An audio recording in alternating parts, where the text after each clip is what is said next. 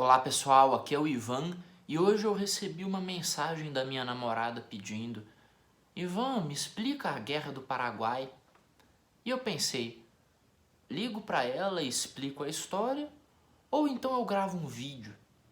E me ocorreu o seguinte, eu gosto muito de fazer analogias com eventos históricos aqui no canal para explicar um fenômeno do presente. Eu gosto de citar personalidades históricas.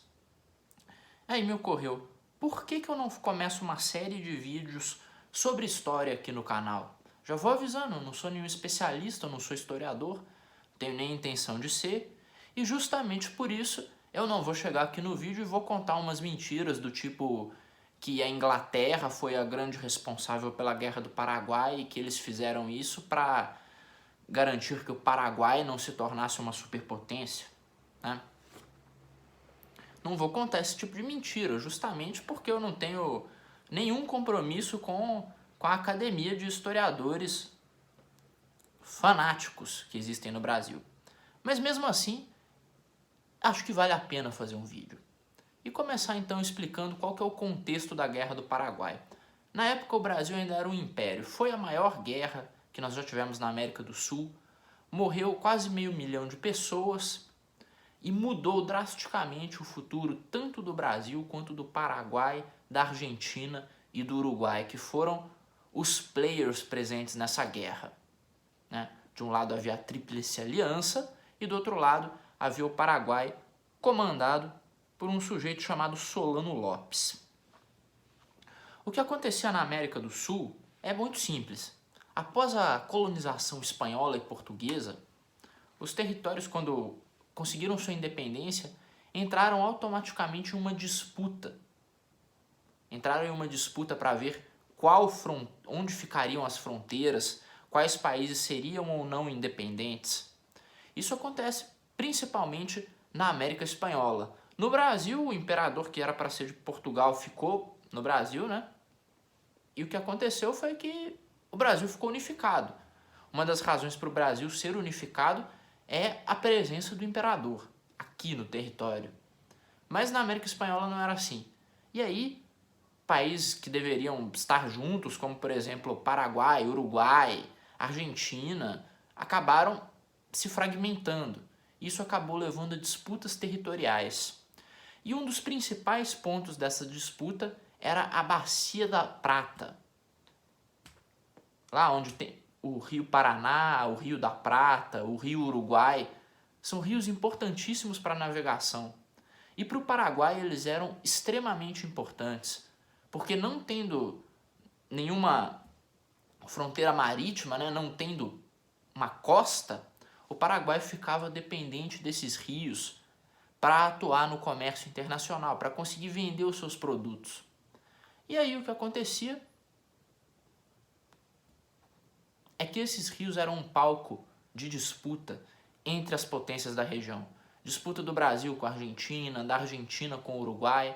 O Brasil precisava desses rios, por exemplo, para fazer sua logística e comunicação com o Mato Grosso, com a região do interior do Brasil, onde era praticamente impossível chegar na época por terra. Eram vastidões de mata, de montanhas. A gente está falando de 1865, 64. Um tempo bem diferente do nosso, apesar de que a logística brasileira continua ruim também, né? Não melhoramos muito de lá para cá. A época era muito mais difícil. E no Paraguai havia um sujeito chamado Solano Lopes.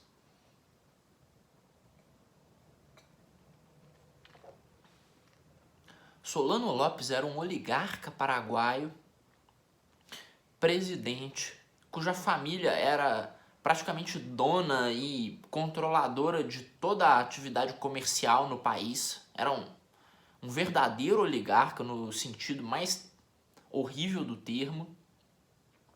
E ele decidiu que precisava consolidar o domínio paraguaio na bacia do Rio da Prata, né? No Rio Paraná e etc., para consolidar lá o comércio. Então o que ele começou a fazer foi arrumar desculpas para invadir os países vizinhos e consolidar o seu domínio. Começou a procurar o casus belli, Nas relações internacionais a gente usa essa expressão de casus belli quando um país quer arrumar guerra com outro, mas precisa inventar um motivo. Aí inventaram um motivo para fazer guerra com o Brasil, motivo qual eu não me recordo, infelizmente, estou fazendo esse vídeo de cabeça. Mas sequestraram navios brasileiros, invadiram o Mato Grosso, chegaram também a invadir o sul do Brasil, chegaram a tomar a cidade de Uruguaiana, se não me engano, a cidade onde tem o famoso guri de Uruguaiana. Pois é, por um tempo os portugueses, eu tô louco, os paraguaios, eles dominaram a região, invadiram o Mato Grosso, tentaram tomar Cuiabá, ou seja, fizeram um verdadeiro caos no Brasil e depois partiram para a guerra com a Argentina também. Atacaram os argentinos tentavam se manter neutros na disputa entre o Brasil e o Paraguai, mas aí o que acontece é que o Solano Lopes ele queria muito conseguir o casus belli. Aí ele inventou uma justificativa mequetrefe de que os argentinos estavam secretamente aliados com os brasileiros, permitindo o trânsito de navios, um negócio... Ele inventou uma justificativa para fazer guerra, invadiu o Paraguai, mandou dezenas de milhares de homens para dentro da Argentina, tomou a região de Misiones, tomou mais alguns lugares, fez lá o seu massacre, a sua violência, e aí a guerra estava finalmente deflagrada. Argentina sendo invadida, Brasil sendo invadido, Solano Lopes agindo como um Adolf Hitler da América do Sul, né? Um país pequeno tentando invadir e destruir tudo ao seu redor. E o exército paraguaio teve um certo êxito no início, até que aconteceu a Batalha do Riachuelo, quando o almirante Barroso, do Brasil, conseguiu destruir a marinha, destruir a força naval do Solano Lopes e impedir que ele continuasse sua ofensiva.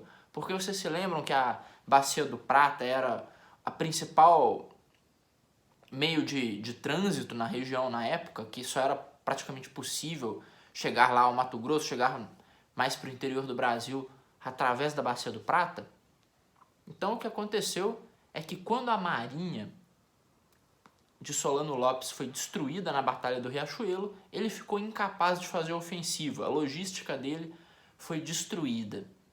E aí chegou o momento de invadir o Paraguai. Então a Tríplice Aliança, né, a aliança do Brasil com a Argentina e com o Uruguai, invadiram o Paraguai por todos os lados possíveis. O Brasil veio pelo lado de oeste para leste, a Argentina veio pelo outro lado. Aliás, é de leste para oeste, né? O Brasil, se for pegar da perspectiva do Brasil, é do leste para o oeste, correto. Eu ainda tenho capacidade de orientação geográfica, apesar de não ser muito boa. E o que aconteceu é que os paraguaios, sem a capacidade de se mover, de se movimentar e de avançar na guerra, eles entraram numa guerra defensiva. Só que Solano Lopes não era nenhum covarde, isso a gente não pode dizer sobre ele. E ele decidiu que tentaria forçar a aliança a fazer um tratado, uma negociação de paz, com um grande ataque, com uma grande manobra. Então ele mobilizou milhares de soldados e atacou a aliança, no que ficou conhecido como Batalha do Tuiuti, se não me engano. É Tuiuti ou algo parecido. O que aconteceu é que na Batalha do Tuiuti morreram dezenas de milhares de homens dos dois lados, mas os paraguaios foram derrotados principalmente pela infantaria e artilharia brasileiras, que na época foram muito bem manobradas e mostraram a excelência do exército brasileiro.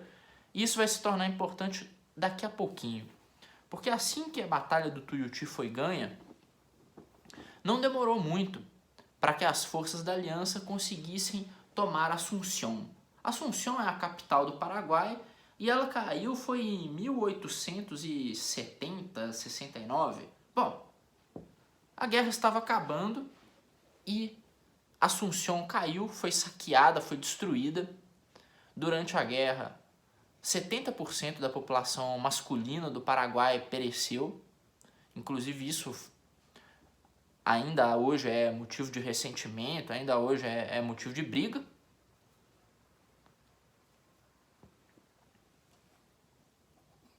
Mas o que acontece é que depois da guerra, aqueles que participaram, que conseguiram depor Solano Lopes, Solano ainda viveu um tempo depois da queda de Assunção, ele tentou fugir, remobilizar suas tropas, mas acabou morto na ponta da lança de um cabo do exército brasileiro, se eu não me engano.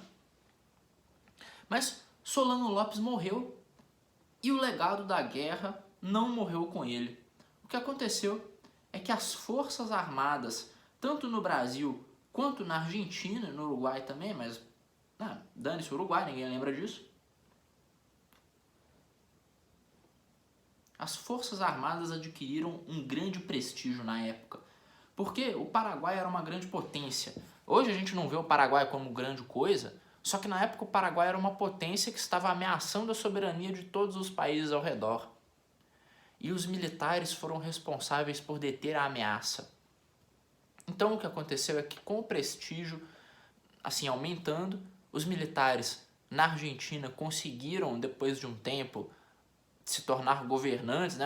A Argentina passou a ser governada por militares, e no Brasil houveram também mudanças. Por exemplo, os escravos que foram mandados para a guerra, com promessas de serem libertados, formaram uma espécie de ponta de lança do movimento abolicionista.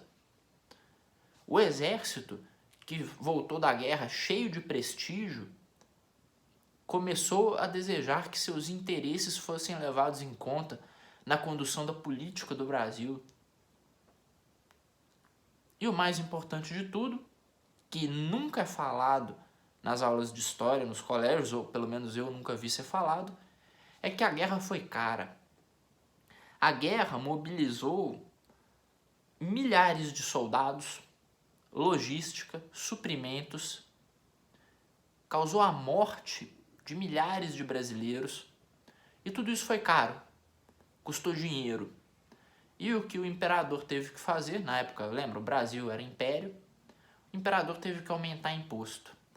E enquanto os militares voltavam da guerra cheios de prestígio, cheios de honraria, o imperador ele tinha que aumentar imposto, e vocês sabem, o povo não gosta de imposto. Pelo menos naquela época o povo não gostava de imposto. Hoje em dia parece que o povo se contenta em trabalhar metade do ano para pagar imposto, mas na época não. Na época o povo não gostava muito.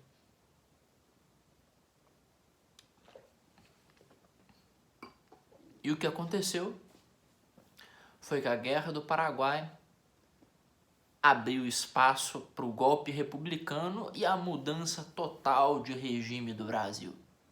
Essa é a importância da Guerra do Paraguai, como ela transcorreu. Eu imaginava que o vídeo ia ter mais ou menos esse tamanho mesmo, tanto que eu não entrei em detalhes sobre a Batalha do Riachuelo e do Tuiuti.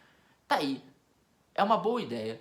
Depois eu vou fazer um vídeo explicando como é que foi a Batalha do Riachuelo, quais foram as manobras, como foi que o almirante Barroso destruiu a marinha.